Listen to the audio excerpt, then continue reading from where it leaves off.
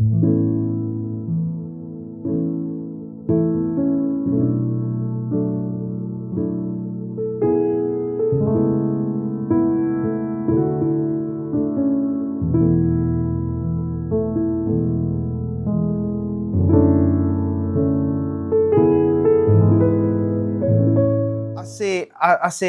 un tiempo que venimos abordando una serie de mensajes y de palabras que sin duda a nosotros nos están llevando un poquitito más adentro y un poquitito más profundo en el conocimiento de lo que significa para nosotros y lo que para nosotros representa la palabra, el peso que tiene la palabra, el poder que tiene la palabra de Dios en nuestros días, cómo nos conduce a arrepentimiento, cómo es la palabra la que al fin y al cabo termina siendo ese instrumento que Dios eligió desde la eternidad para salvarnos a nosotros.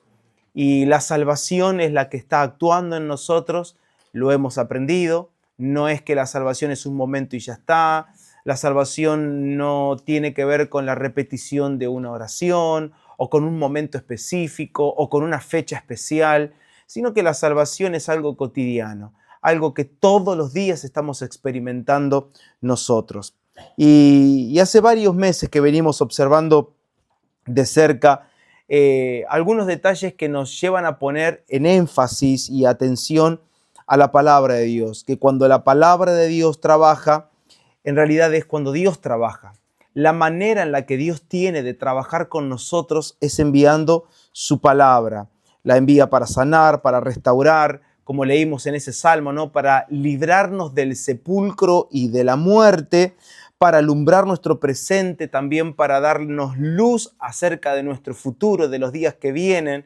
Cuando leímos el Salmo 119 dice, lámpara es a mis pies tu palabra, lumbrera mi camino. Pero hemos visto también en estos días atrás de cómo la palabra en nosotros produce o actúa, mejor dicho, actúa como una espada de doble filo. Y si actúa como una espada, tiene la capacidad de herir. Y es por eso que en esta noche le puse de título a este mensaje, cuando la palabra hiere para sanar. Porque no nos gusta mucho tener una connotación un tanto negativa de la palabra, sino más bien a nosotros nos gusta que tenga una connotación positiva. La verdad, tengo que decirles, es que no sé qué hay dentro de la cabeza de la gente cuando piensa en cosas negativas o positivas de la palabra. Porque si la miro desde la perspectiva divina, desde la perspectiva celestial, toda palabra es positiva porque suma al propósito. Negativo sería algo que reste. Negativa sería para el primer Adán, para nosotros, porque resta del ego. Va aniquilando nuestro ego, va anulando nuestro yo, nuestros propios intereses.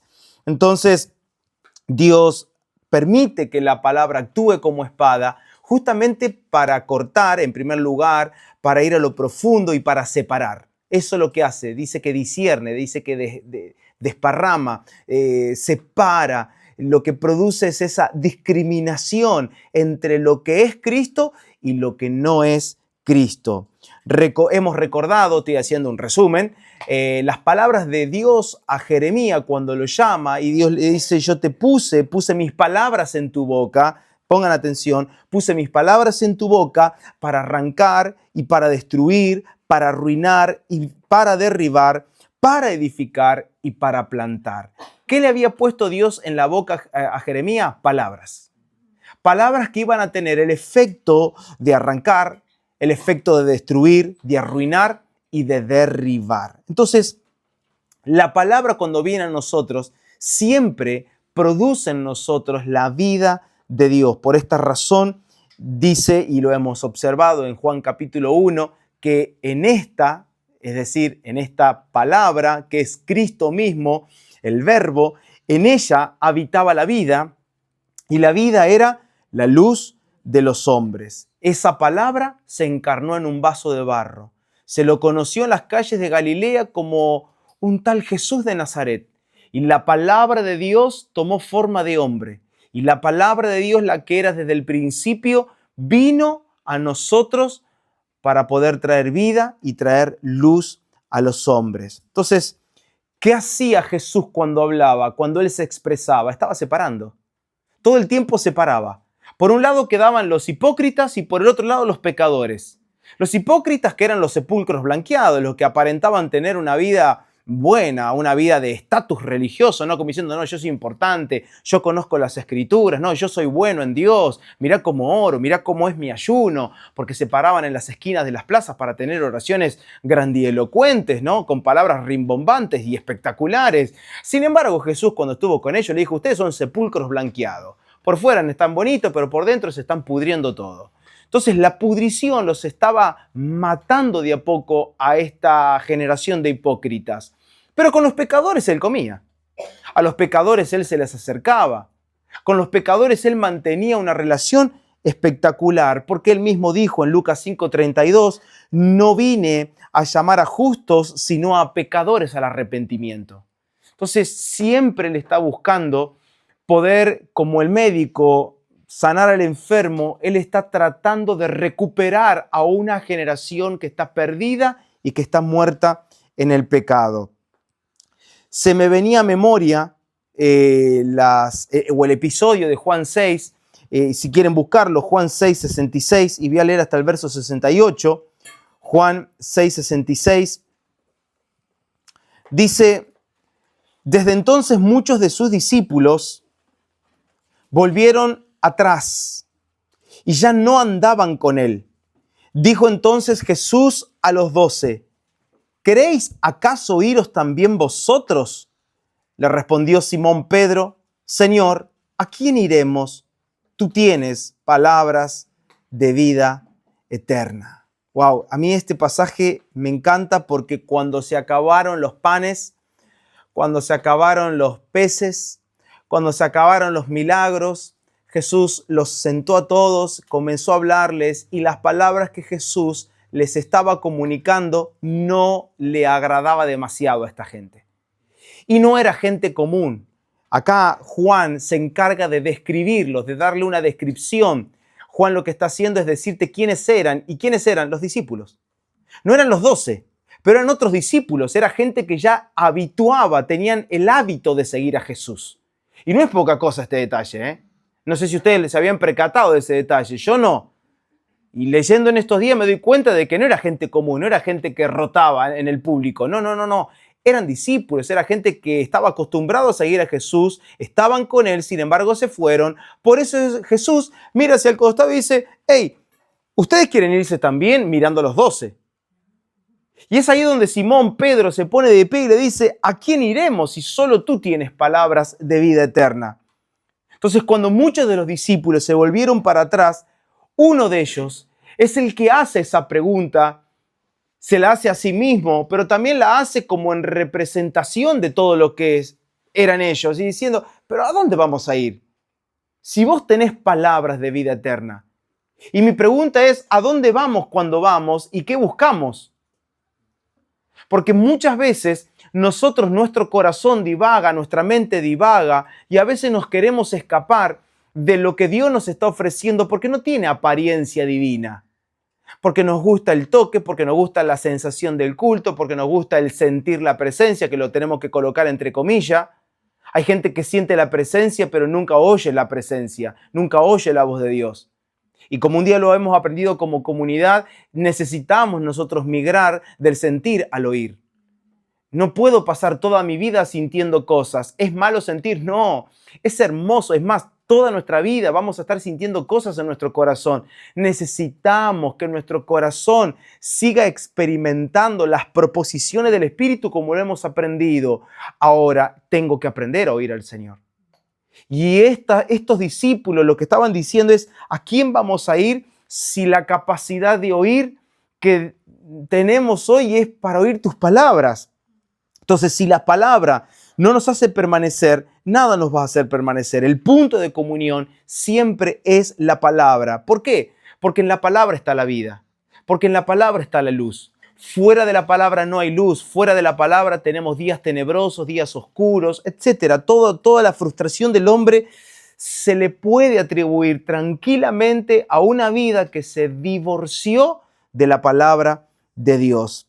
Ahora, lo que me propongo en esta noche, yo quiero proponerles a ustedes, es que hagamos un rápido repaso, si es que el Espíritu Santo nos permite que sea rápido, pero un rápido repaso de algunos textos que venimos tocando, pero que yo tengo ese sentir en mi espíritu de atornillar ciertas cuestiones porque no quiero que queden en el aire, porque no las considero como cosa menor.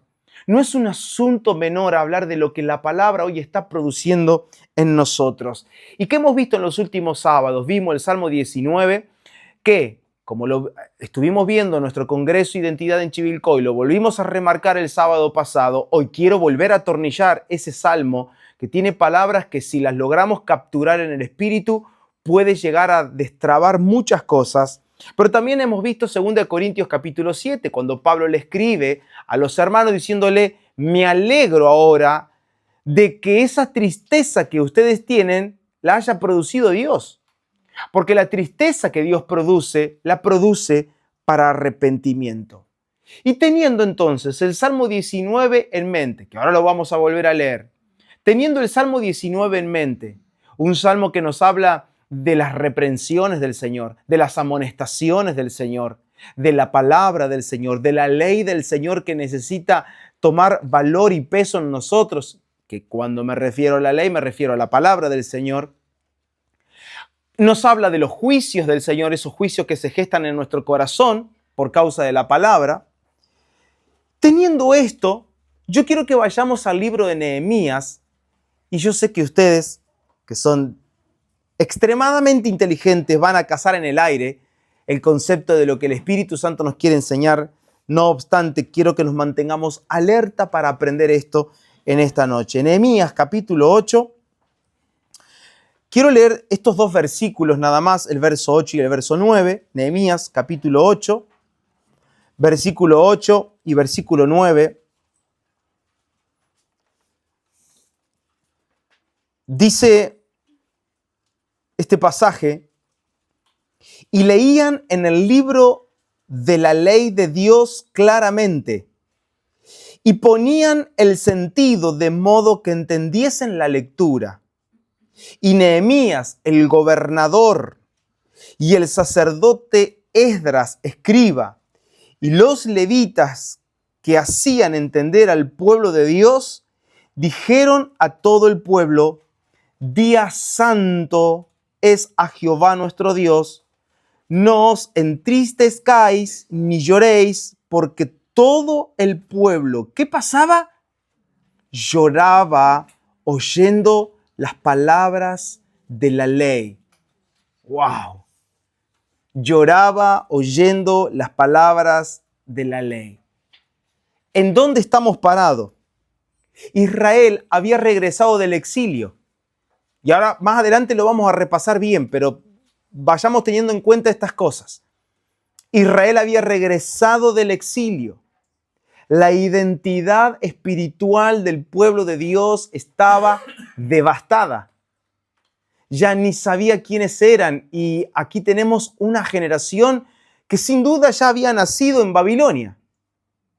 Ahora, cada uno, ¿cómo vivía? Cada uno vivía como podía, cada uno vivía como lo creía posible. Sin embargo, cuando estos líderes, que en este caso se nos nombra a Nehemías, que era el gobernador, se nos nombra a Esdras, que era un sacerdote y un escriba, pero también todos los levitas, cuando todos estos se pusieron a leer la ley de Dios, que probablemente nos habla de lo que nosotros hoy tenemos en la Biblia como el libro de Deuteronomio, cuando se pusieron a leer, todo el pueblo comenzó a ver y a reconocer la distancia que había entre la vida que Dios deseaba y la vida que ellos llevaban. Había una gran diferencia. Ahora, pongamos atención en esto. La palabra de Dios era hablada, la palabra de Dios era comunicada y ellos comenzaron a llorar. ¿Por qué? Esto es práctico, porque se dieron cuenta que al oír la palabra del Señor había una gran distancia entre lo que ellos vivían y lo que Dios quería. ¿Y qué observo en este caso? Que la palabra, al mismo tiempo que hiere, es la que comienza a sanar una generación. Al mismo tiempo que la palabra producía un tipo de herida, lo sana, pero a la vez también les devuelve el gozo del Señor. Porque más adelante aparece ese texto que nosotros lo hemos sacado de contexto. El gozo del Señor es nuestra fuerza, es nuestra fortaleza. Claro, pero se lo sacó de contexto. ¿A quién se lo está diciendo que el gozo iba a ser la fortaleza? A gente que se había rendido ante la ley, gente que se había rendido a la palabra del Señor, gente que había llorado por la palabra de Dios. ¿Saben que tenemos hoy una generación que llora más por sus pecados que por la palabra? Lloran por los pecados porque no están arrepentidos, porque tienen culpa, porque ven, ahora todo lo que tengo, como quien dice, las consecuencias que tengo que pagar por esta metida de pata que me mandé. Lloran por las consecuencias, pero no lloran por la palabra, no lloran porque se quedaron lejos de agradar a Dios. Y yo lo que veo es eso. No lloran porque tenían miedo, sino que lloran por revelación. Se dan cuenta de que la desobediencia de todo un pueblo, de sus padres, les había apartado de Dios. Y ellos comienzan a darse cuenta de eso. Es entonces que nace en este punto el verdadero arrepentimiento, que viene como fruto de la luz que la palabra producía en ellos. Es fuerte esto. Salmo 19, lo voy a volver a leer. Versos 7 al 9. Dice, la ley de Jehová es perfecta, que convierte el alma. El testimonio de Jehová es fiel, que hace sabio al sencillo. Los mandamientos de Jehová son rectos, que alegran el corazón. El precepto de Jehová es puro, que alumbra los ojos. El temor de Jehová es limpio, que permanece para siempre. Los juicios de Jehová son verdad, todos justos. Más adelante describe a los juicios de Dios como dulces. El mismo salmista. Y más dulces que la miel que destila del panal. Ahora dice, la ley convierte el alma. ¿Dónde veo este punto de conexión con Nehemías? El pueblo escucha y su corazón se vuelve a Dios. Al escuchar la ley del Señor, ellos se vuelven a Dios. Dice el Salmo 19 que el testimonio de Jehová es fiel, que el mandamiento alegra el corazón y que el precepto de Jehová alumbra, ¿qué cosa? Los ojos.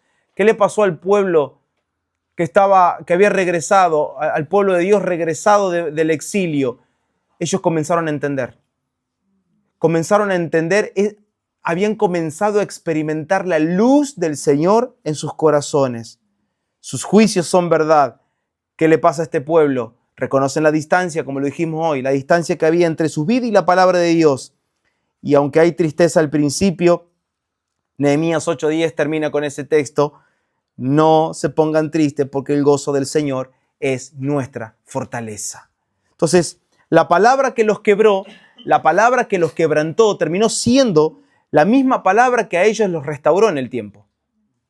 Era la palabra que los estaba sanando. Ese es el poder de la ley cuando actúa en un corazón humilde. Cuando encuentra un corazón fértil, y lo hemos aprendido esto también. Y este es el nuevo pacto. ¿Qué es el nuevo pacto? Es la ley de Dios en nuestros corazones. Y el nuevo pacto no es una doctrina que tengo que aprenderla cognitivamente. El nuevo pacto es la vida de Dios que tengo que vivirla, valga la redundancia. El nuevo pacto es una vida práctica, es una vida cotidiana de la persona que ha nacido de nuevo. ¿Qué es el nuevo pacto? El nuevo pacto es la ley de Dios en mí. Es el precepto de Dios, es el testimonio de Dios en mi mente y en mi corazón. Sin necesidad de que alguien me esté gritando, me esté arengando, me esté diciendo, vamos, porque hoy tenemos lunes reunión de libertad, martes reunión de prosperidad, miércoles noche profética, jueves noche de milagro, y así todos los días estamos tratando de motivar para poder arrastrar a una persona que jamás nació de nuevo.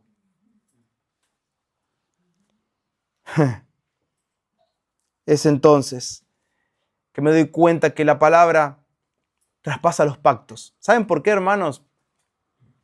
Porque Dios es el mismo. Dios es el mismo. Dios no cambia. No sé quién nos hizo creer que Dios puede llegar a cambiar. Dios es inmutable. Algún día vamos a abordar los atributos de Dios. La inmutabilidad de Dios es algo que muchos creyentes no la tienen presente. significa que Dios es inmutable, es que Él no cambia. Que Él es el mismo ayer, hoy y por los siglos de los siglos. Un Dios inmutable es un Dios que permanece igual por la eternidad. Es un Dios en quien no hay mudanza alguna ni sombra de variación. Dios no cambia. Dios no cambia. Cambia su manera de actuar, cambia su manera de trabajar con el hombre, cambia su manera de intervenir en el cronos del tiempo, pero Él no cambia, su esencia no cambia. No cambia. Por lo tanto, Él desde la eternidad, Él diseñó para que la palabra sea lo que atraviese al hombre para transformación. Lo observo con Nehemías en este texto que leemos. Lo podemos observar en cada historia bíblica, que la palabra de Dios era la que cambiaba al hombre, cambiaba generaciones, cambiaba pueblo, trastornaba destino de familias enteras. ¿Por qué? Porque Dios no cambia. Por eso David en el Salmo 19 lo expresa. Salmo 119 es otro salmo que necesitamos echarle el ojo y estudiarlo, que habla muchísimo acerca de la ley del Señor. Ponernos a contemplar cómo trabaja la palabra y su ley en mi corazón y en mi mente es tratar de entender cómo opera la vida del Espíritu hoy en nuestros días. Por eso Pablo se gozaba en 2 de Corintios 7, y ya lo hemos leído. Pablo se gozaba en cómo los hermanos habían sido contristados. Y hoy parece que tenemos una generación de líderes que quieren tener a su audiencia feliz y contenta, como los influencers modernos. Vamos, tú puedes, ahora mírate al espejo y dítete a ti mismo, dite, sí, vamos, y grita, y sé un león, y ruge. Basta de pavadas, ¿qué son esas cosas raras? ¿De dónde las sacaron? Y si alguno hizo eso, está a tiempo para arrepentirse todavía. Pero de verdad vamos a creer que mirarnos al espejo y decirnos algo va a cambiarlo todo si seguimos dándole espalda a la palabra de Dios. De verdad vamos a creer que por algo que nosotros hagamos o que nuestros pastores hagan, nuestra vida va a ser transformada. No. Dios es el que transforma los corazones por su palabra. Y si nosotros vamos a negarnos y vamos a darle la espalda a la palabra de Dios, nuestras vidas seguirán siendo las vidas miserables que siempre tuvimos y seguiremos teniendo. Un auditorio no cambia a la gente, la canción no cambia a la gente, el predicador no cambia a la gente, nada cambia a la gente. La palabra de Dios transforma y trastorna el destino del hombre. Entonces la palabra confronta, la palabra produce cortes, agudeza, disciplina, amonestación. La palabra es esa confrontación que produce tristeza, pero como dice Pablo, ojo, es según Dios esta tristeza. Así que esto ustedes tienen que tenerlo en mente, que hay dos tipos de tristeza, una según el mundo y otra según Dios. Cuando estás triste debes preguntarte ¿por qué estoy triste? Es una buena pregunta. ¿Estoy triste según Dios o estoy triste según la carne? ¿Por qué según la carne? Y porque debo estar deseando algo en la carne que no lo tengo. Bueno, eso es carnalidad. Como la gente que está frustrada, no, porque la verdad que yo me había imaginado otra cosa. Hoy sábado yo me había imaginado que íbamos a estar en el auditorio de Germán Vega 25 y la verdad que estoy decepcionado. Eso es carne. Eso es carne. Miren cómo estamos, mírense. Estamos juntos, atentos a la palabra. La palabra nos reúne, sea acá, sea en Germán Vega 25, mañana en la municipalidad. Nadie dijo amén. En una plaza, en un cementerio, como nuestros antiguos hermanos. ¿Qué importa dónde, cómo, cuándo y cómo? O sea, a veces nos quedamos atados a cosas tan triviales que las cosas triviales cuando pesan en mi corazón me vuelven triste, pero según la carne. Pero cuando viene la palabra de Dios y de verdad comienza a alumbrar nuestro corazón, hay una tristeza que Dios produce. Pero Dios te dice, yo estoy permitiendo esa tristeza para que te des cuenta el error guardado en tu corazón, la soberbia, el orgullo, la lascivia, la lujuria, la avaricia que tenemos en el corazón, la egolatría que está acá adentro, el interés por ser reconocido. Con Vicky escuchábamos en estos días algunas confesiones y leíamos y observábamos sobre una persona que él estaba adicto a las adulaciones. Hay gente que es adicta a las adulaciones, adicta al aplauso, adicta al reconocimiento. ¡Wow! La palabra viene y entristece. Entristece. Así que si estás triste por cosas que están pasando, porque te fueron alumbradas por la palabra, tranquilo. Algo vamos a hacer nosotros por ti. Dejarte así. Y que la palabra trabaje. Y que la palabra restaure. Entonces, en Esdras, como en Corinto, el fin no era la culpa.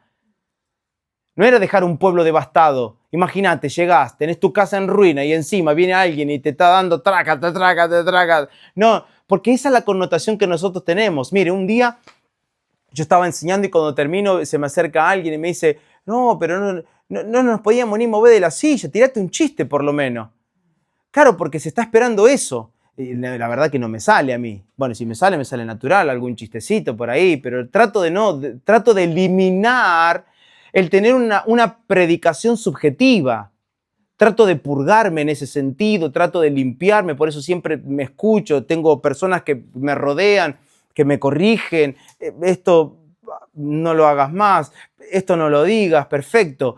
Es bueno eso, necesitamos ser objetivos a la hora de predicar el mensaje, no estamos hablando, no es una charla TED, no, esto es predicar el evangelio, es predicar locura para el que se está perdiendo, para el que se pierde su locura. Entonces la palabra de Dios siempre va a revelar el carácter de Dios. La palabra de Dios revelará su santidad, su integridad, su pureza, su simpleza, su dignidad. Eso hace la palabra. ¿Cuándo no me interesa la palabra? Cuando me deja de interesar la dignidad de Dios, la santidad de Dios, la integridad, la pureza, la sencillez. Cuando valgo más yo que el Señor y que su propósito, es donde la palabra ya comienza a resbalarme como diciendo, no quiero tanta palabra.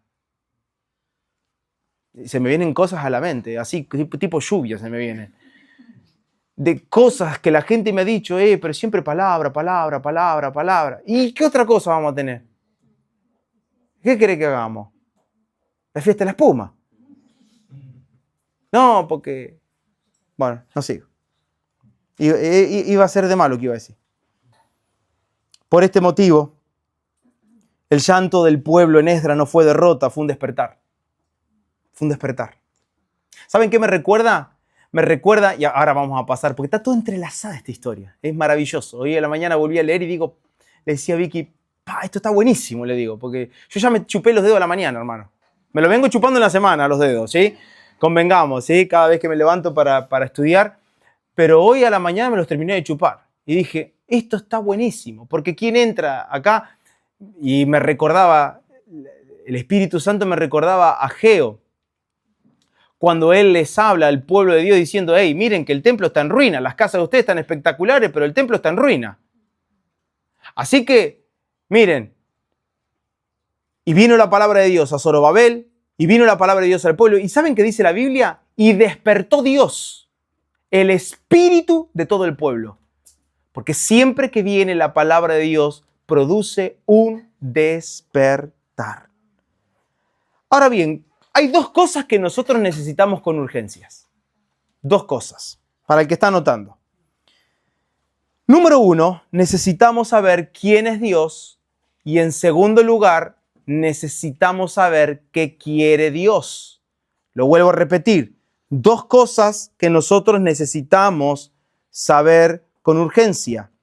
En primer lugar, quién es Dios. Y en segundo lugar, saber qué quiere hacer Dios. Entonces, lo primero, cuando no sabemos fehacientemente quién es Dios, dentro de nosotros se van a comenzar a levantar todo tipo de imaginaciones, de ilusiones, porque nosotros nos imaginamos a Dios. ¿Sí? Y hoy veníamos hablando con Vicky en el viaje un poquito de esto. Le digo, hay gente que se imagina cada cosa de Dios, ¿no? Y, por ejemplo, me lo imagino como un padre. Ay, sí, pero me lo imagino a Dios como... Yo tuve una experiencia a mi papá y me lo imagino como a mi papá un poco más todavía. ¿Qué bajeza bajar a Dios a compararlo con tu papá? Yo ni loco lo comparo con mi viejo. Y lo amo a mi viejo. Pero no puedo bajarlo a un ejemplo tan natural, aunque haya sido buenísimo. Imagínate, vos ponés ejemplo para alguien que tuvo una vida que no tuvo padre y entonces se quedó sin Dios acá. Claro, porque esa es la identidad que construimos con las imaginaciones de los hombres. Porque se busca imaginación cuando no hay palabra. Donde no hay palabra, donde no hay conocimiento, empieza el empobrecimiento del espíritu y cuando una persona se empobrece acá adentro y comienza a morir, activa algo que es el modo, diríamos, ¿cómo? Sí, un modo Hollywood adentro, sí, porque yo vi, y mi padre es un guerrero, y yo lo vi en un sueño como Rambo. ¡Bah! ¡Pará!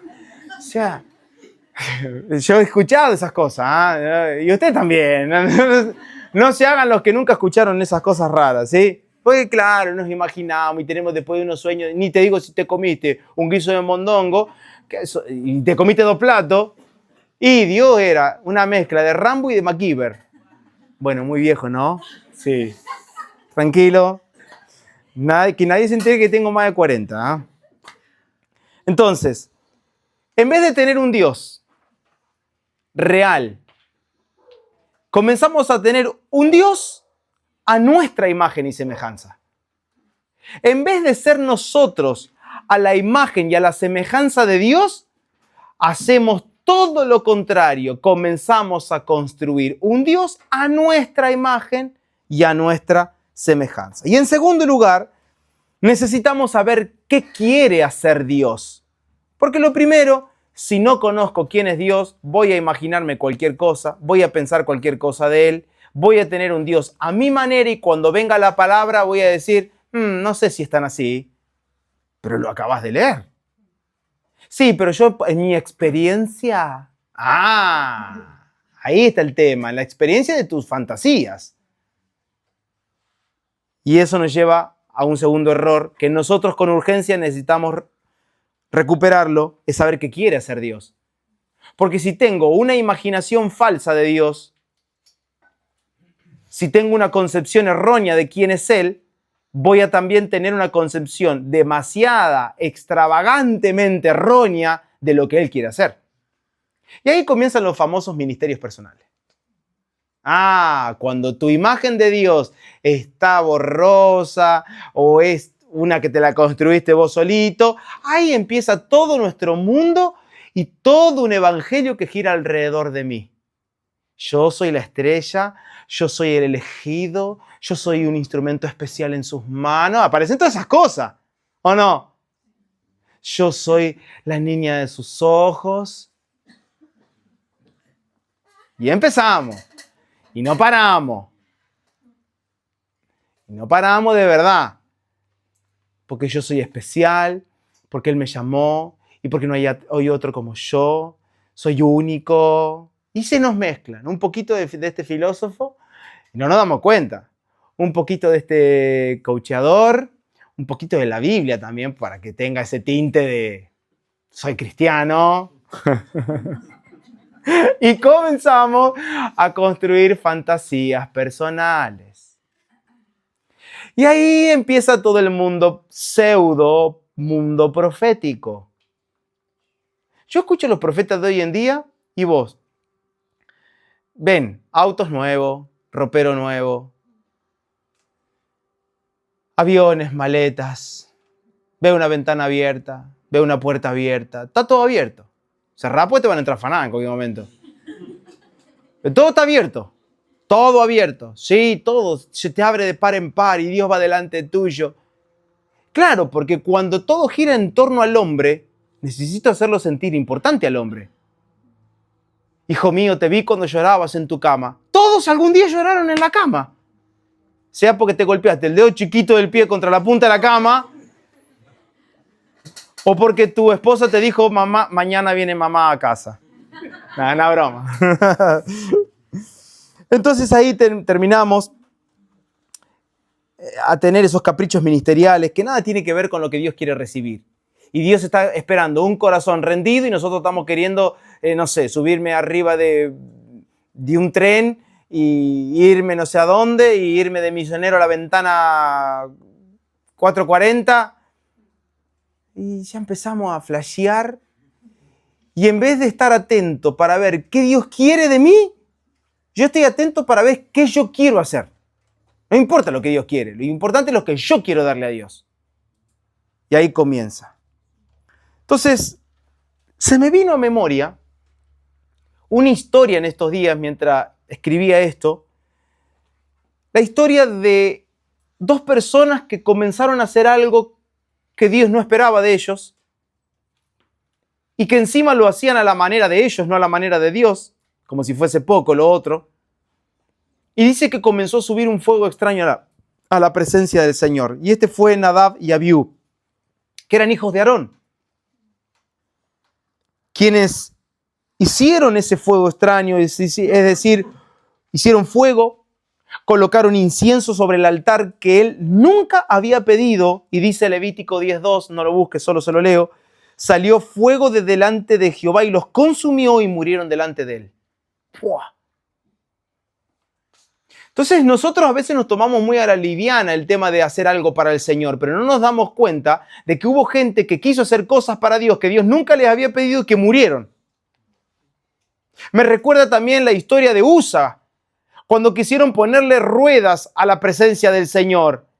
En todo este mundo de la innovación, no, porque tenemos que renovarnos y tenemos que estar ayornados a la cultura y al tiempo presente para que el Evangelio no quede tan anticuado en esta generación. El Evangelio nunca es anticuado según tu manera de pensar, ayornada y amoldada a la cultura, pero el Evangelio no es anticuado, es eterno, no tiene fecha, no es moderno y antiguo.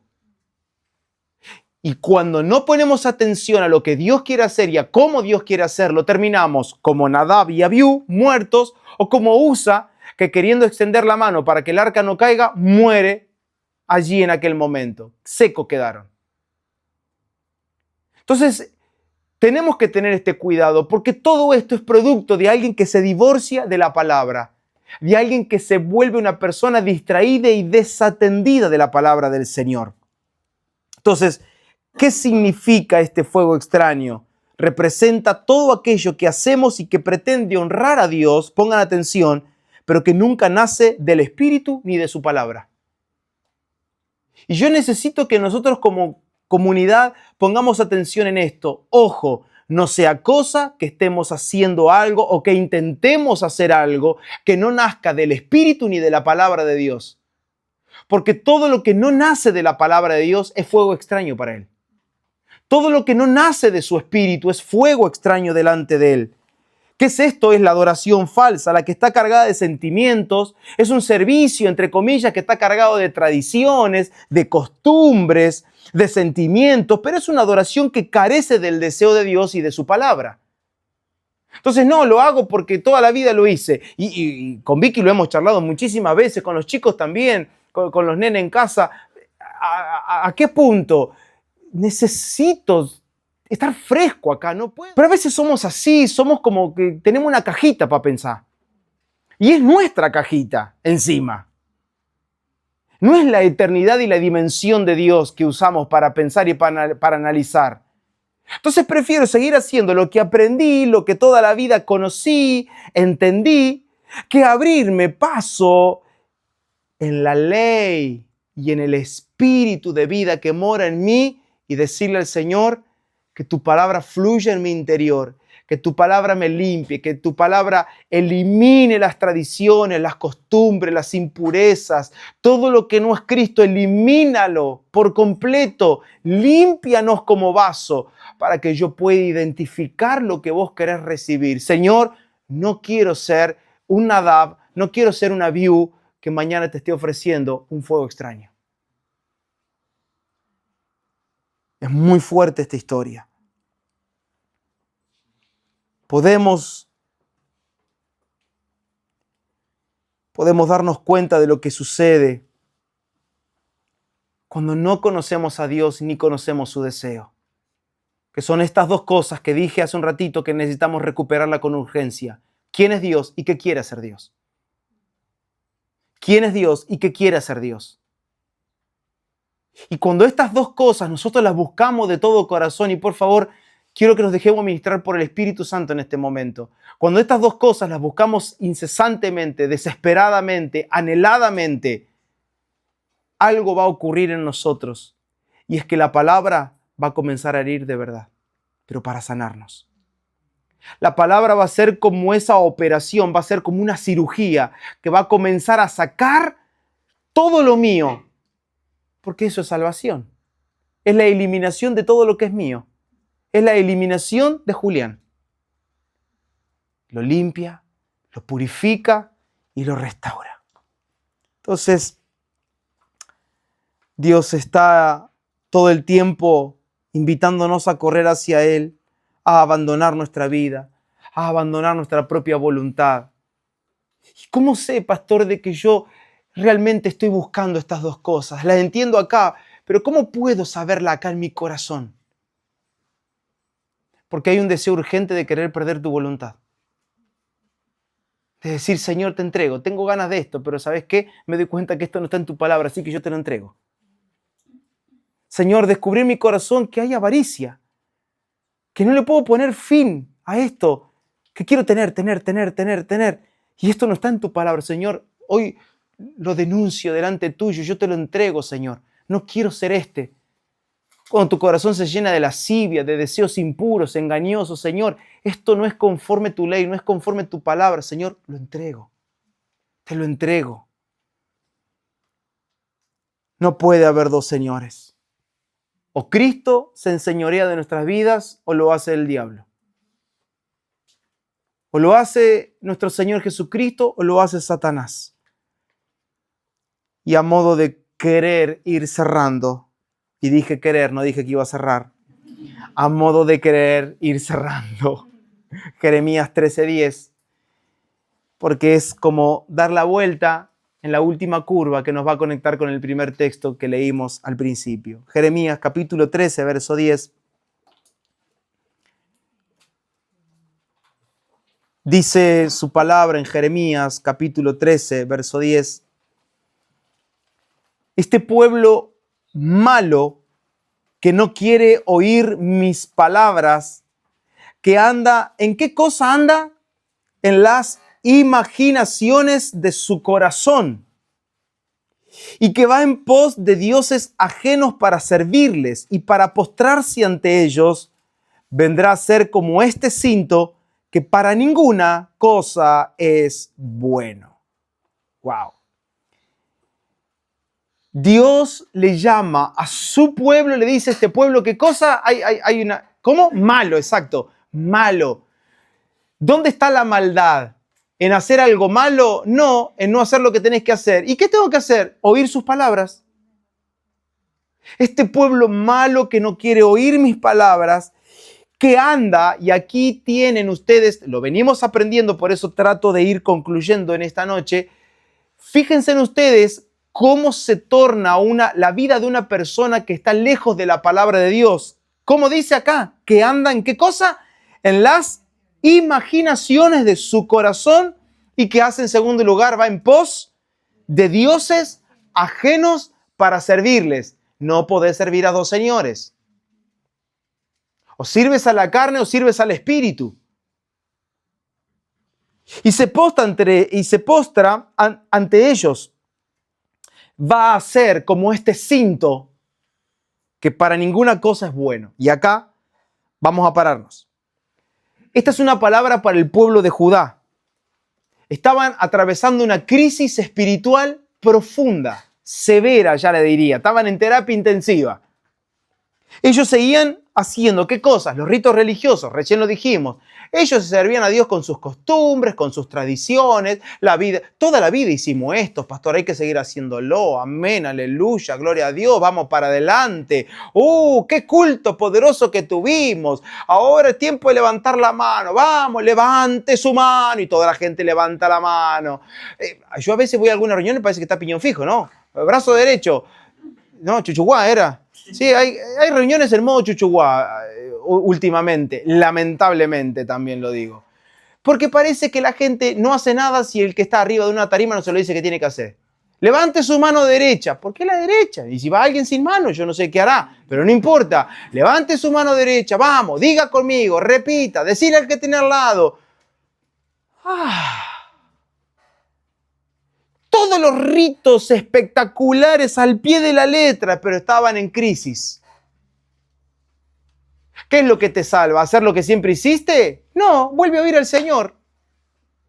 ¿Sabe la gente que tenemos en nuestros auditorios levantando mano, cantando, haciendo todo lo que hizo toda la vida y está lejos del Señor? Está como el pueblo de Judá.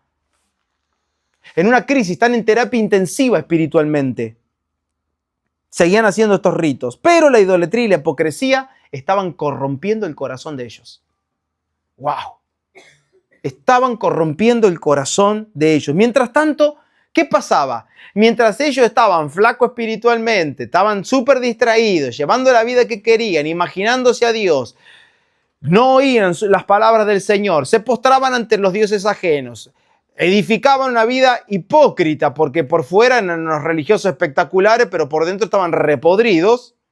Mientras esto sucedía, el imperio babilónico venía avanzando. Guarda.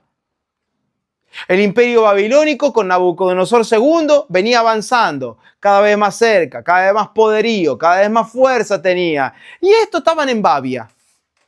Medio lo que pasa hoy en día con esta generación presente. No pasa nada, Cristo está en mí, no pasa nada, estoy escondido en el Señor. Mientras tanto se van ayornando con la cultura. No pasa nada, no pasa nada. Pero Babilonia había puesto la mira ya en el pueblo de Dios diciendo, esto viene para acá. Esto nos zafan. Y eso fue lo que pasó. ¿Qué está pasando acá en todo el contexto del capítulo 13 que usted lo va a leer en casa, ¿no es cierto? En estos días. Exacto. Usted lo van a leer entero, pero yo se lo voy a resumir rápido. Hay 3 cosas importantes. Dios le pide a Jeremías que compre un cinto. ¿Sí? Dice un cinto acá, pero la traducción original es un calzoncillo. ¿Sí? Es un calzoncillo. Lo que le pide es que compre un calzoncillo. Quiero que compres un calzoncillo. Jeremías, quiero que compres un calzoncillo. Y quiero que lo guardes, así, que lo uses, pero no lo limpies. Lo vas a guardar así como está, todo sucio. Y lo vas a esconder en la grieta de una roca cerca del río Éufrates. ¿Ok? Bueno, qué cosa más rara, ¿no? Te levantás un día, ¿qué vas a hacer? No, me voy a comprar un calzoncillo. Porque Dios me mandó a comprarme un calzoncillo. Lo usaste un par de días, así sucio como estaba. Bueno, ahora lo voy a guardar en una roca. Miren esta enseñanza que es muy fuerte. Lo guarda en la roca por un par de días. Cuando Dios le da la orden, Jeremías, anda, saca el calzoncillo que guardaste todo mugriento. Bueno, sacalo y tráelo otra acá. Y dice que cuando, después de ese tiempo, va a sacar ese calzoncillo, estaba podrido y ya era inútil volver a utilizarlo. Así es mi pueblo. Ellos son una posición íntima mía, pero por estar lejos de mí, por no estar ceñido a mí, por estar lejos de mí, se están pudriendo. En vez de estar ajustados a mí y serme útil para mí, se volvieron útil para este sistema y útil para este mundo. ¡Wow! Así como este calzoncillo estaba destinado a estar ceñido al cuerpo del hombre, Israel estaba destinado a estar íntimamente ceñido al Señor. Sin embargo, ¿qué es lo que lo estaba pudriendo Israel? La idolatría, el pueblo de Judá, la idolatría. Lo estaba corrompiendo al punto que ellos se vuelvan inútiles al propósito del Señor. Es entonces que Dios a través de Jeremías expone y confronta 3 errores groseros que tenían. Y quiero que pongamos atención a estos últimos minutos, por favor, porque nosotros muchas veces somos como este calzoncillo. Nos tenemos que identificar muchas veces con la conducta de este pueblo, que por no querer oír las palabras del Señor nos comenzamos a apartar poco a poco y terminamos putrefactos, terminamos corrompidos por este sistema. Y cuando una persona no está ceñida al Espíritu, se vuelve inútil al propósito del Señor. ¿Cuáles son los 3 pecados groseros? Rechazaron, número 1, rechazaron la palabra de Dios. Dios lo dice, no quieren oír mis palabras. Número 2, independencia espiritual. Ellos tenían autonomía espiritual, que dice Dios, andan en la imaginación de su propio corazón. Lo dijimos al principio en la introducción, ¿se lo recuerdan? Gente que se imagina cosas. Bueno, es gente autónoma. No importa lo que dice la palabra, no importa lo que me están enseñando, acá lo importante es lo que yo siento y me imagino. Bueno, ese es el segundo pecado que Dios denuncia. El tercero, la idolatría. Dice, va en pos de dioses ajenos. Entonces, así como este calzoncillo que se volvió inútil, nuestras vidas pueden volverse inútil cuando desatendemos las palabras del Señor, cuando divagamos en la autonomía espiritual y le damos rienda suelta a nuestra imaginación y por ende terminamos postrándonos ante dioses ajenos. ¿Qué tenemos hoy en día, iglesia preciosa? Hoy tenemos una generación que rechaza la amonestación. No nos gusta, como que no está de moda la amonestación. Simplemente porque no quieren adoptar ni familiarizarse con las amonestaciones del Espíritu Santo. Compartía con los hermanos ayer en Chivilcoy, lo hablábamos con Vicky ahora en el viaje cuando veníamos para acá. No nos gusta la idea de un Espíritu Santo que amonesta, nos gusta la idea del Espíritu Consolador. Pero ¿quién te dijo que Él consuela solamente siendo para tu concepción buenito? Y no digo que Él es malo, solo estoy diciendo que que nuestras propias imaginaciones y nuestra autonomía espiritual nos vuelve como el pueblo de Judá. Andamos en la imaginación de nuestro propio corazón. Entonces yo me imagino cómo es la consolación del Espíritu Santo, pero en la Biblia yo veo que el Espíritu Santo, que es el espíritu de la profecía, no solamente consuela y edifica, sino que exhorta. Así que ¿por qué voy a andar extirpando parte del carácter del espíritu de la profecía? ¿Por qué yo tengo que mutilar al Espíritu Santo? ¿Por qué le voy a sacar un trozo al Espíritu Santo diciendo, bueno, sí, pero no, porque hay que consolar? Hace mucho tiempo estaba en un X lugar y me dijeron ciertas personas lo que tenía que enseñar y lo que tenía que hablar. Y eran solamente palabras de consolación, me decían. Di mi contraparte porque no veía que necesitaban solamente, no digo que no lo necesitaban, pero no solamente esto, sino que si vamos a ministrar en equipo, creo que necesitamos también amonestar con amor y con dulzura como lo hace el Señor, no con falta de respeto. Pero hoy tenemos esto. Hoy navegamos en aguas donde hay que tratarla bien. ¿Por qué? Porque es una generación de cristal, porque se rompen, porque el hermano se ofende, porque no quiere venir mal al culto y que no venga. Si una persona quiere desaparecer de medio de nosotros es porque siempre lo tuvo en mente. Y está buscando el error de alguien. Y eso es fácil de encontrar porque como somos todos hombres acá. Nadie dijo, sí, ¿qué son ustedes? Ah, digo yo, me equivoqué, son todos aliens acá, ¿qué pasó? O angelitos. Y es fácil. Somos todos humanos acá, todos tenemos errores, ¿o no? Guille, vos te equivocás. ¿Y yo? ¿Vicky, vos? ¿De cuántas cosas se podrían agarrar de nosotros? Un montón tienen. Si quieren nosotros le damos las opciones. Porque nosotros conocemos nuestros propios errores. Conocemos cuáles son nuestras falencias. Nos exhortamos mutuamente, así que yo puedo escribirte las de Vicky si querés. Y Vicky que escriba las mías. ¿O no, mi amor? Claro. Es fácil, te pongo el listado, elegí una. Me fui porque es muy denso, Julián. Es verdad. Siempre se está pensando en algún cambio.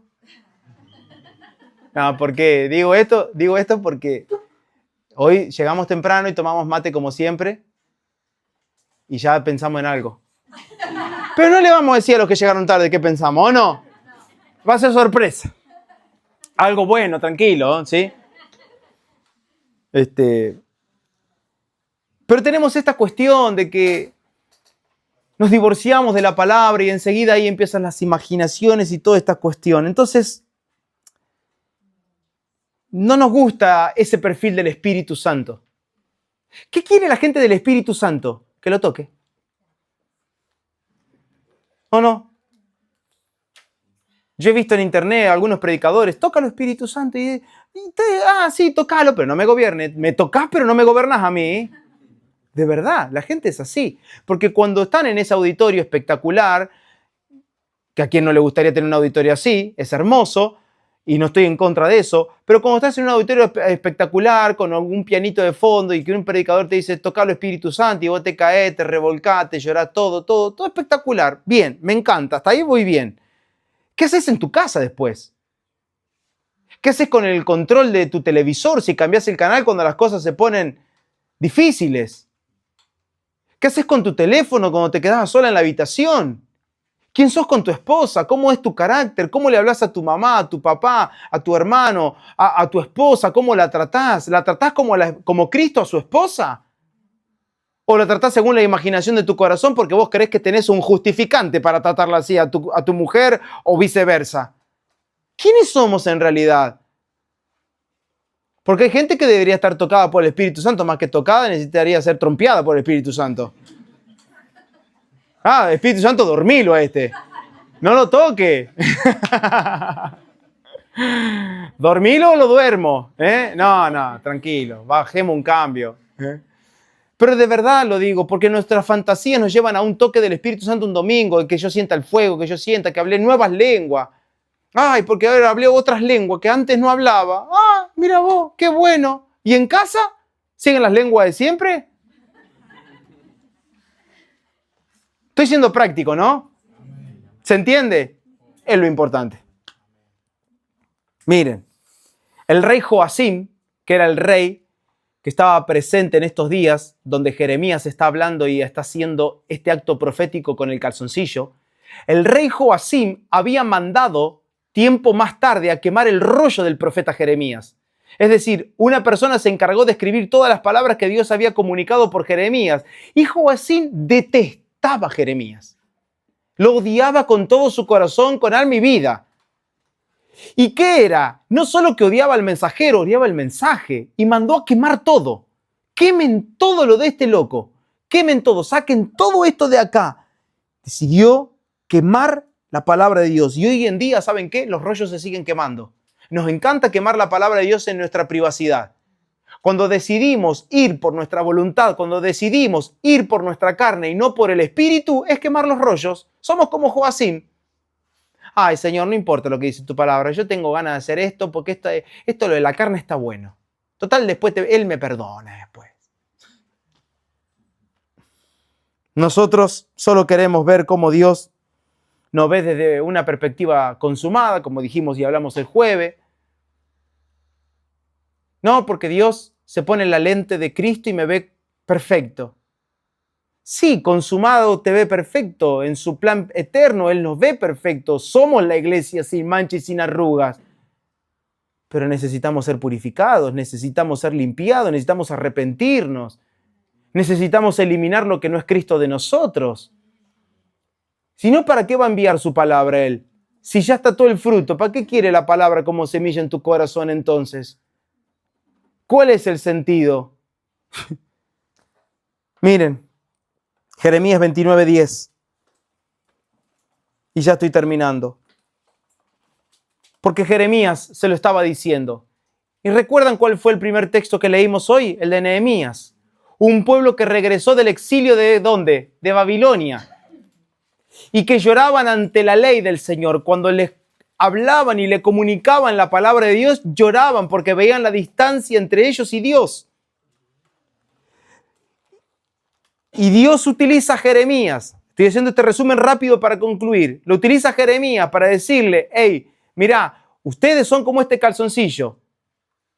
Están podridos y no me sirven así para mi propósito. Jeremías 29:10.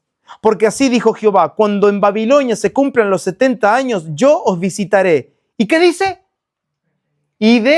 Vamos, grítenlo. Y despertaré sobre vosotros, ¿qué cosa? Mi buena palabra. ¡Wow! Después que termine este tiempo de reprensión, de aprendizaje, yo volveré a ustedes, los visitaré. Y despertaré sobre ustedes mi buena palabra. ¿Para qué? Para hacerlos volver a este lugar. ¡Wow! Gloria a Dios. Cuando empezamos en esta charla, al principio les leí Nehemías cuando ellos volvieron. Y acá Jeremías le estaba diciendo todo lo que iban a vivir. ¿Por qué? Porque cuando una persona se vuelve inútil al propósito de Dios por andar en las propias imaginaciones de su corazón y por no poner atención a las palabras del Señor, necesita un tiempo de reprensión.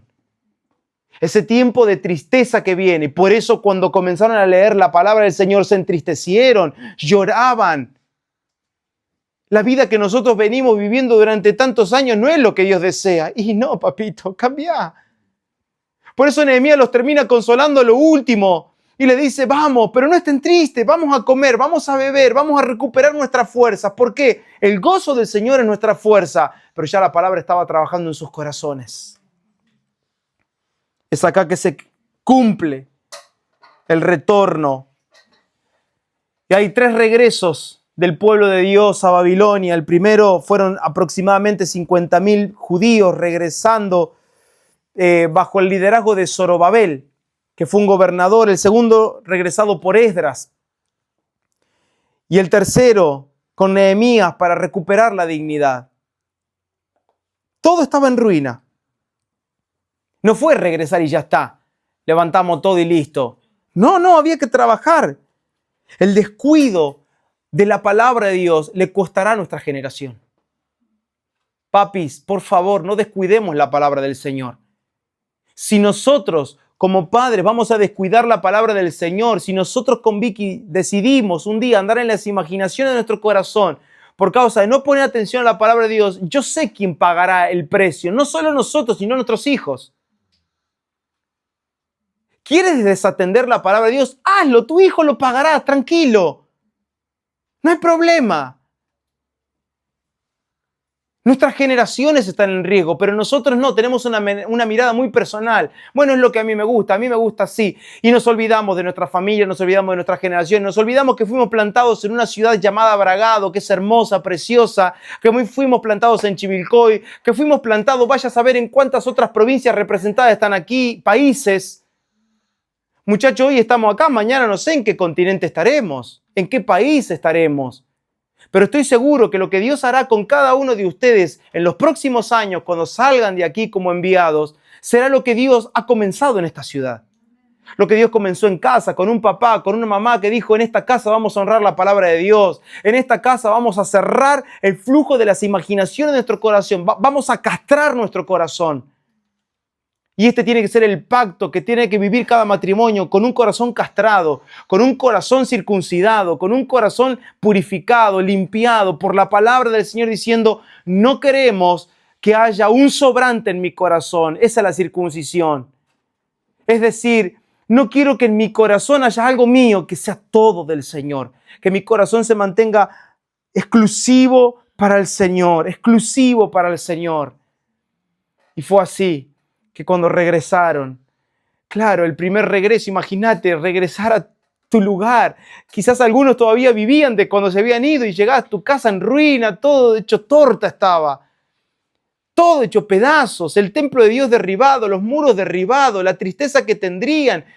Y no fue fácil reconstruir. Estamos hablando que desde que regresó el primer remanente, me siguen, el primer remanente que regresa de Babilonia, hasta esta palabra que estamos leyendo en Nehemías 8, aproximadamente pasaron 100 años.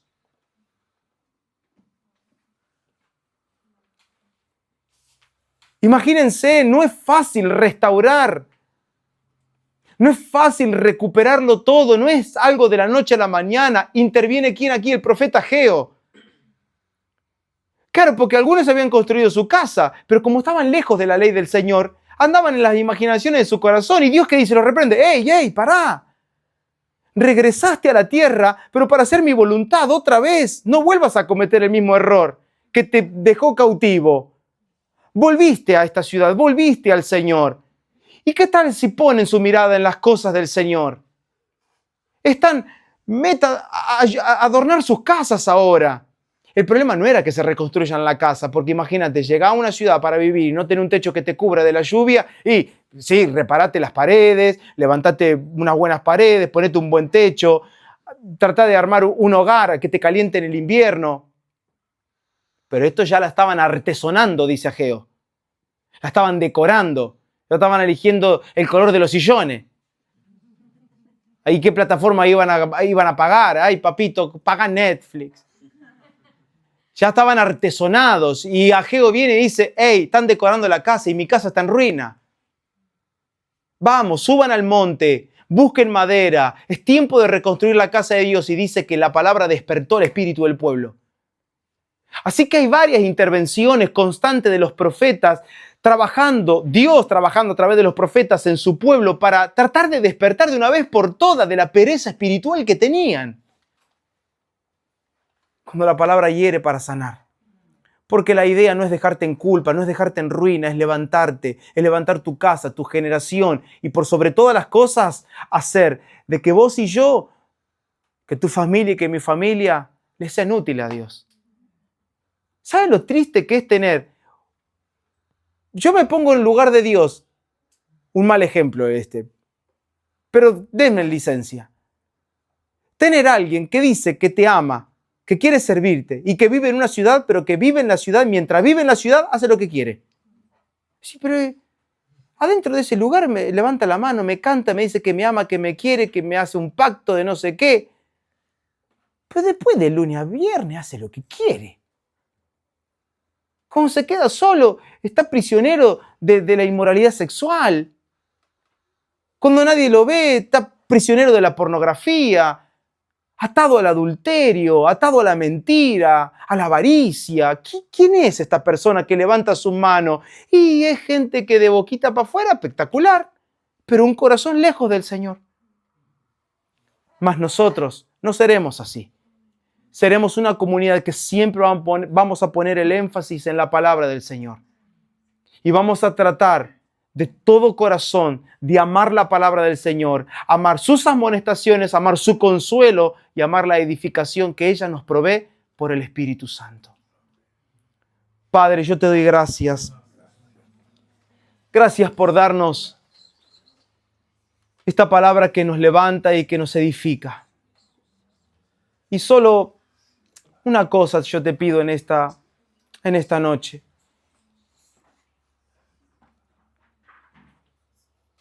Y es que seamos movilizados por tu palabra, Señor. Que esta palabra pueda arder en nuestro corazón y que nos movilice. No tengo muchas palabras para decirte. Solo quiero darte gracias por alumbrarnos en esta noche.